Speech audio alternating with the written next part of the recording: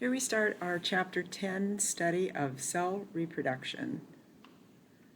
When we look at cell reproduction, we also can use the term cell division. And cell division sounds just like it sounds. It means that a cell is going to divide into two. But let's talk about what the differences are in cell division depending on the different organisms that we're concerned with. So we are multicellular organisms, so we use cell division mainly for replacing cells and growing. So for growth, maintenance, repair, if we injure ourselves, we need to repair or replace the cells that have been damaged. Whereas a single-celled organism, our prokaryotes, or in some cases eukaryotic cells that are organisms that have a single cell, also use cell division, but for them, division means to make a whole new organism. When we look at the cell's DNA, we can see that it has, depending on the organism we're talking about, the species itself, we're going to get different amounts of DNA and different forms of DNA. So in a prokaryote, if you remember, they don't have a nucleus, so instead their DNA is kind of a loopy structure that's inside this area that we're going to call a nucleoid. And when we talk about its DNA, it means that we're looking at the entire library of information on that single kind of loopy-looking chromosome, and that's called its genome.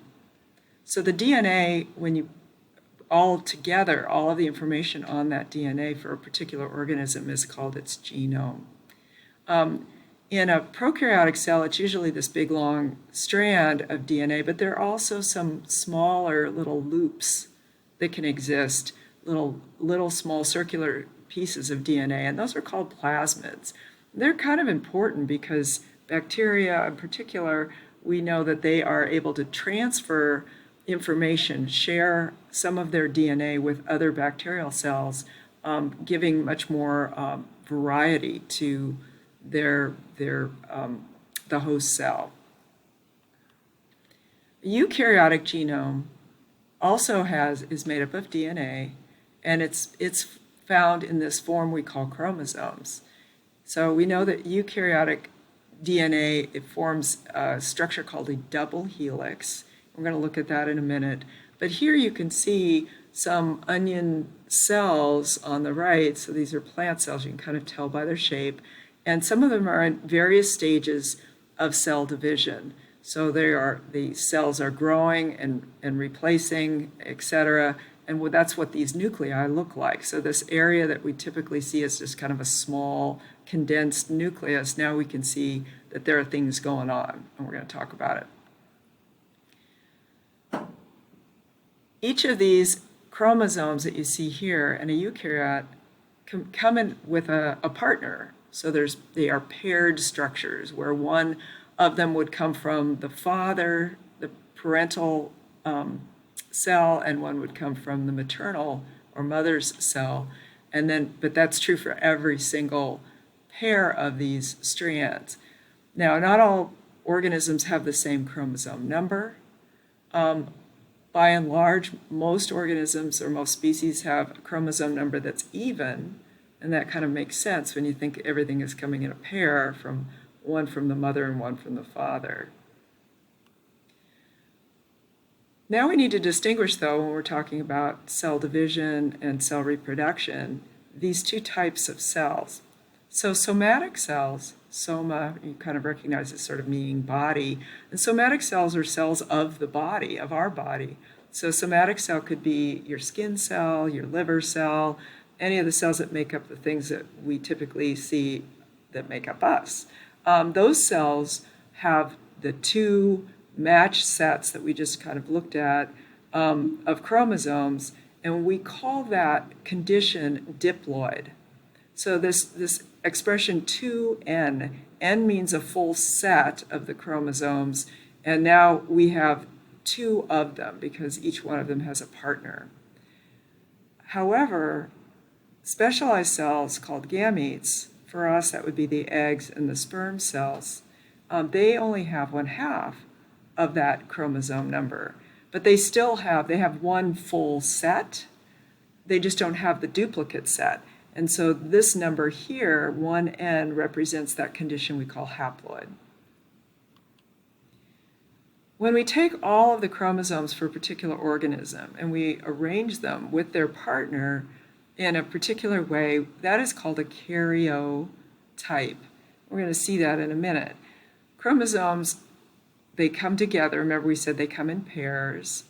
And when they're a pair of chromosomes that basically have the same information located on them, we call those homologous pairs. Homologous, so homo meaning same, and you see the word log here, so it kind of means, has to do with knowledge. So the homologous pairs have the same information on them. The only one that's not homologous in humans is the X and Y chromosomes, because in that case we have heterologous, I can't even say it myself, heterologous pairs. And they have different information on the X and the Y. Now I brought this one in. You don't have this on your slide set, but I like the way this one looks. It kind of is, and this is from your book. So for example, here is the first homologous pair right here, chromosome pair number 1. It's homologous because on this chromosome on the left and the chromosome on the right, there's a certain area, we can call that a locus, like a little point, where if I point to the locus on this one here on the left, it's going to be, let's say, for our, skin color. And then the one on the right would be what was the other information for skin color. So that could come from your mother or your father. But they both have that same basic information on that particular area. So this is homologous pair 1, 2, 3, 4, 5, 6, 7, etc., all the way up to 22, which is we have 22 homologous pairs, and then we have 1 pair of sex chromosomes. So this is our set of them. We call this a karyotype when it's all laid out and organized like this. DNA, though, is really long. It's probably, it's about 3 meters in length within any given cell if you stretched out all the DNA that's in the nuclei of your cells. And so in order to fit in there, it has to get organized in a particular way. So at the top you see the double helix, as we typically see DNA. We'll get into details on this. But what happens is that DNA then gets wrapped kind of tightly around some proteins called histones. And then it keeps coiling and coiling and supercoiling into this thing that we're going to call these individual nucleosomes are sort of these coiled, so like this right here, the structure here that has a bunch of these histone proteins, forms this thing called a nucleosome that continues to coil into what we call a chromatin fiber, keeps going, and then ultimately we can see something like this at the bottom, so one of these would be an original chromosome, and here's a copy of it. We'll talk about that too.